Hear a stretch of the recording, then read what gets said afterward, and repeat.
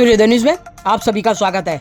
अहमदाबाद के सैटेलाइट स्थित courtyard bye Marriott में आलमंड्स बोर्ड ऑफ कैलिफोर्निया द्वारा एक दिन में मुट्ठी भर कैलिफोर्निया बादाम आज की भागदौड़ जीवन शैली में स्वास्थ्य को बढ़ावा देने के लिए प्राकृतिक दृष्टिकोण विषय पर जानकारी पूर्ण सेशन का आयोजन किया गया। इस सेशन में MBBS तथा पोषण विशेषज्ञ डॉक्टर रोहिणी पाटिल तथा लोकप्रिय गुजराती अभिनेत्री भक्ति कुबावत ने आहार के चयन में सावधानी बरतने तथा संतुलित आहार बनाए रखने के महत्व पर जोर दिया।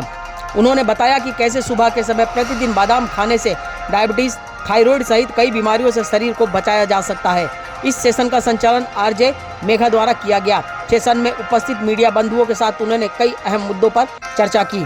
आज हम अहमदाबाद में हैं, कैलिफोर्निया आमंड्स के बारे में बात कर रहे हैं और आमंड्स आपके शरीर के लिए क्यों हेल्दी है और इससे क्या क्या बेनिफिट्स है इसके बारे में आज हम बात करेंगे। खास करके आलमंड्स क्यों लेने चाहिए और कितने लेने चाहिए?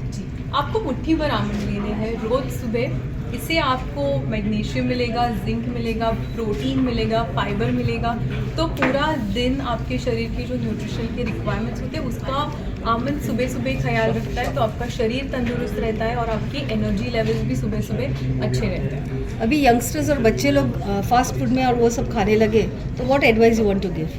जैसे कि मैंने कहा कि बच्चों के नाश्ते में आप आमंड से शुरुआत कीजिए। आप मुट्ठी भर भिगो के भी बच्चों को स्कूल के पहले आमंड्स दे सकते हैं, उनके खाने में डाल सकते हैं। जैसे हमने डेट्स और खजूर और आमंड का शीरा आप बना सकते हैं। ऐसी चीज़ें आप अगर बच्चों को देंगे तो उससे बच्चे तंदुरुस्त भी रहते हैं और उनका ब्रेन का, दिमाग का जो डेवलपमेंट रहता है वो बहुत अच्छा होता है।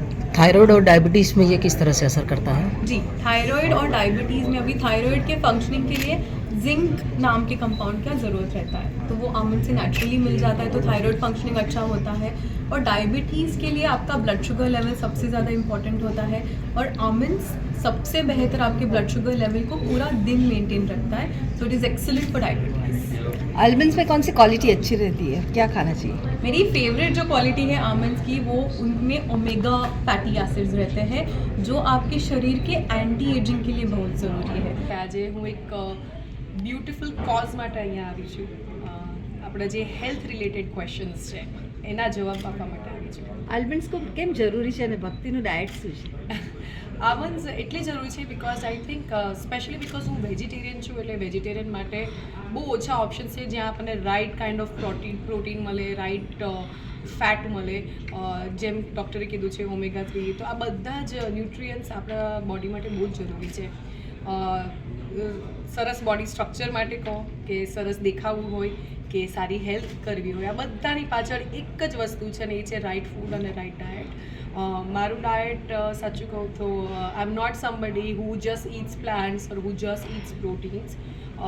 મને ઘરનું ખાવાનું ભાવે છે, એટલે મારા યુઝ્યુઅલી મારા ડાયટમાં બહુ જ બધું half of my plate is vegetables.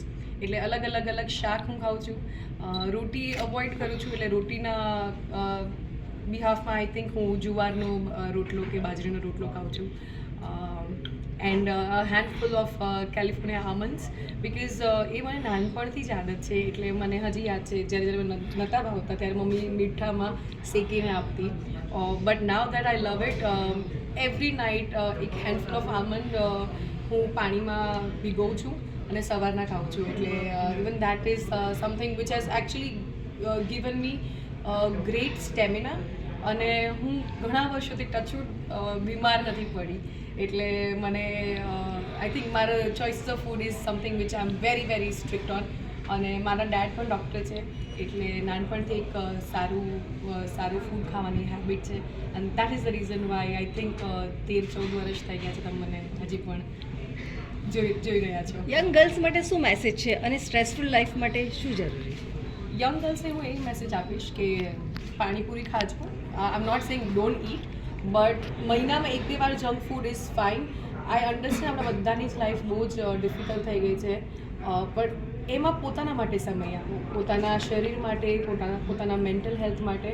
અને અગર મેન્ટલ હેલ્થની વાત કરીએ તો આઈ અન્ડરસ્ટેન્ડ બધાની લાઈફમાં કંઈક ને કંઈક પ્રોબ્લેમ્સ હશે, પણ જ્યારે તમે બીજાના લાઈફના પ્રોબ્લેમ્સ જોશો ત્યારે તમારા લાઈફના પ્રોબ્લેમ્સ ઓછા લાગશે। સો મેક શ્યોર તમારું મેન્ટલ હેલ્થ બરાબર હોય, બિકોઝ ફિઝિકલી સ્ક્રેચ તમને પડે તો એ બધાને દેખાય છે, પણ જ્યારે મેન્ટલ ઘાવ છે એ તો તમે કે આપણે કોઈએ નથી જોઈ શકતા, બટ એને હીલ કરવો એટલો ઇમ્પોર્ટન્ટ છે, એને એડ્રેસ કરવું ઇમ્પોર્ટન્ટ છે. Never feel your alone. Make sure તમે કોન્વર્ઝેશન કમ્યુનિકેશન રાખો, and make sure you have good food inside your body.